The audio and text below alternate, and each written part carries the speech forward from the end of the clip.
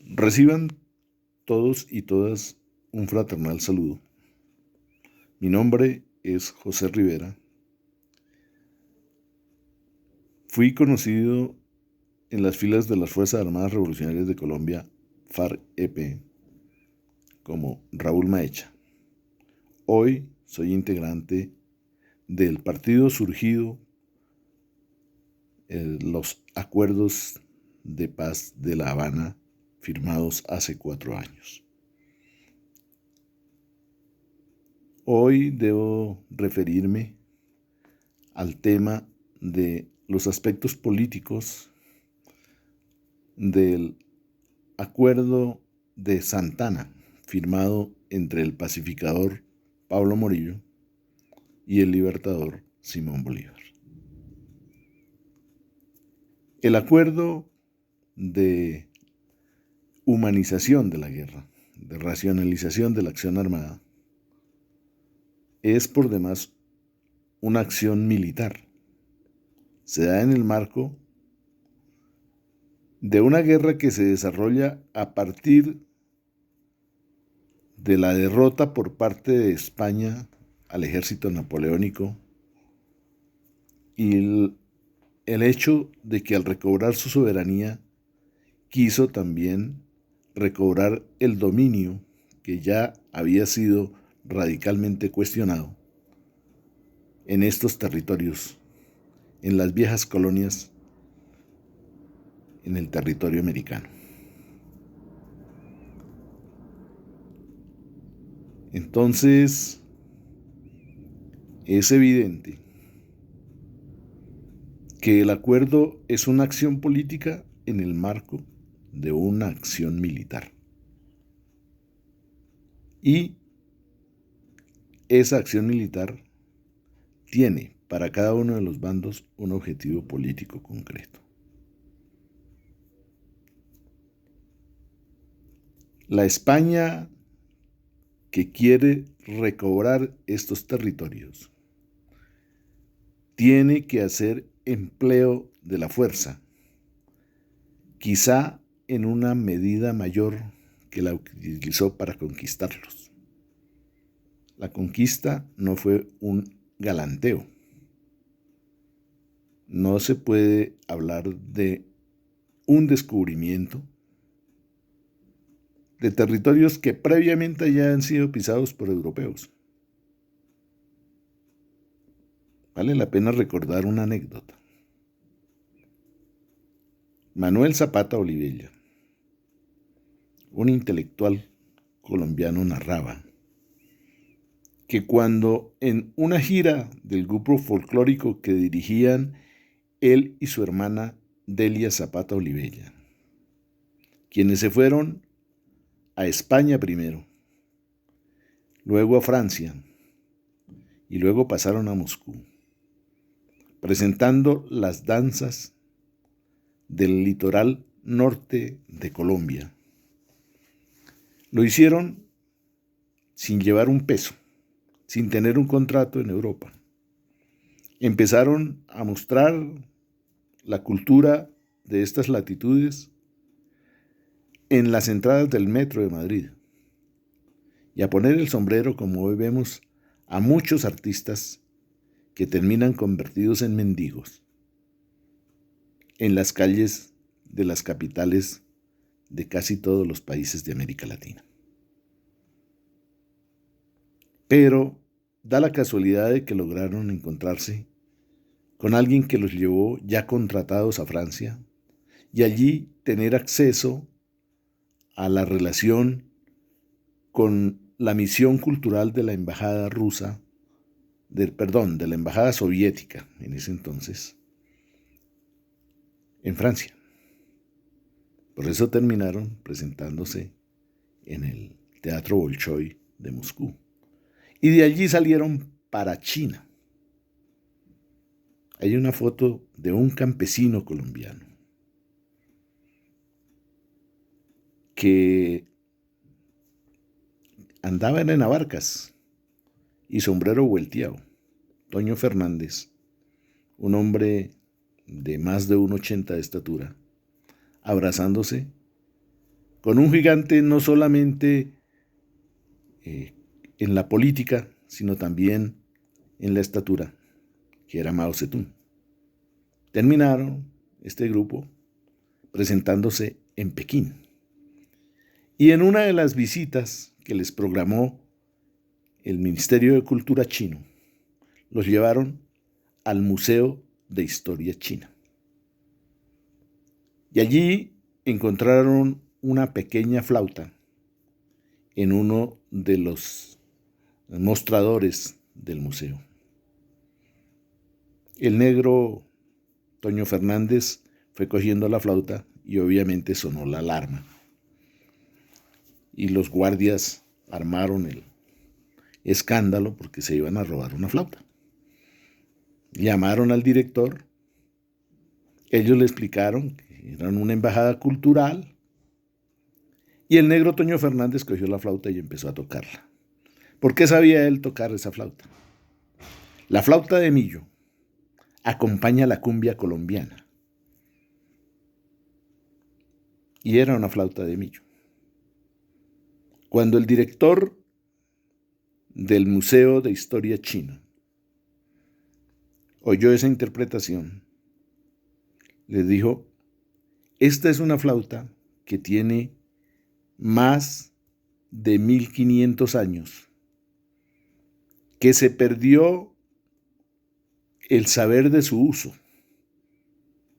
Aquí nadie la toca. Y ustedes vienen y no solamente tocaron, sino que además bailaron sus ritmos. Claro, Toño Fernández sabía tocarla, porque todos los campesinos costeños que cultivan su tradición cultural saben tocar una flauta de millo. Pero lo llamativo de la historia es que es una flauta cuyo uso se ha perdido en el desarrollo de la cultura china tras varios cientos de años, tal vez más de 1000 años. Es decir, es una flauta que era originaria de China antes de 1492, antes de la llegada de Colón a América.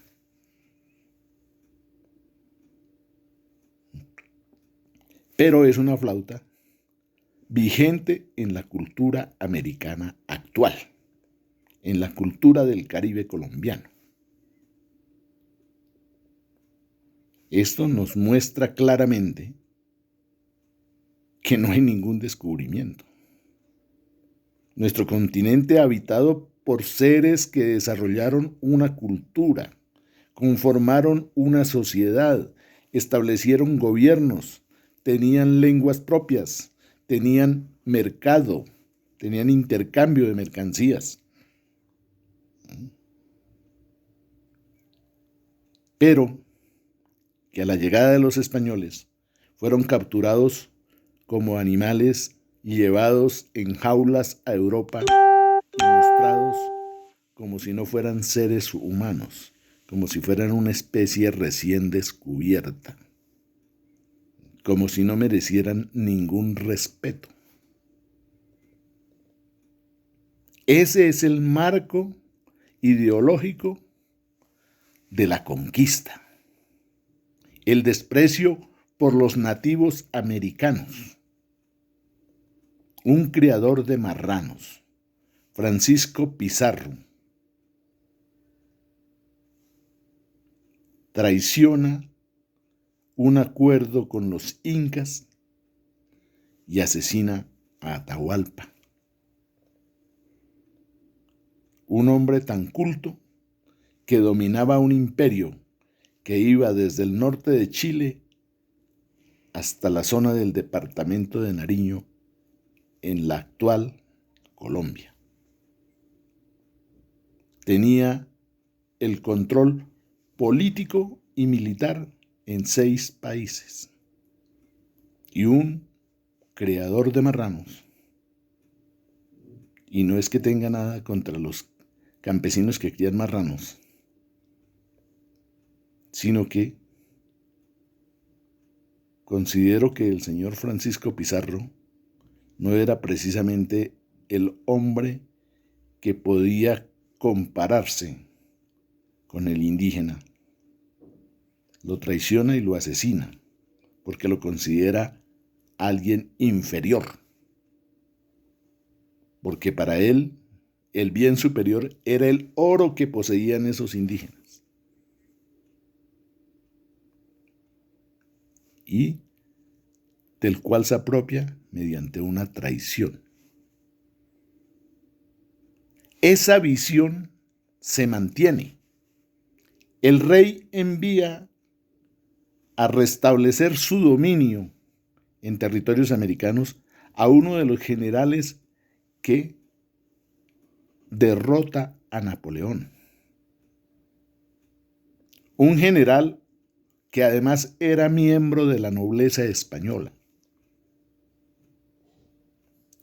El señor conde de Cartagena. Decir que no solamente era un militar, sino que era un viejo integrante de la casta política que gobernaba mediante la corona a España y que había llegado a gobernar a más de la mitad de Europa. Esa era la visión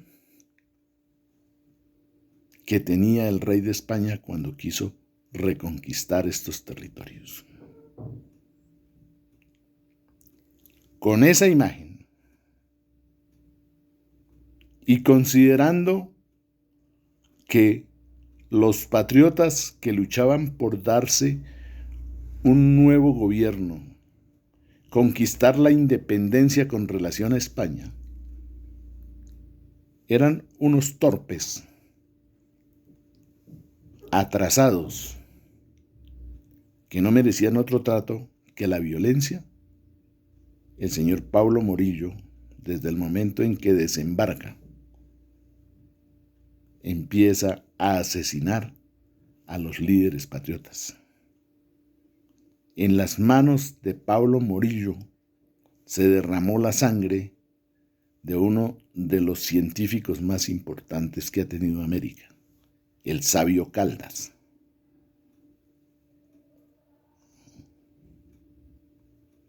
Y las tropas que vinieron de España con Pablo Morillo consideraban a los ejércitos patriotas cuadrillas de desarrapados que ni siquiera un uniforme decente tenían.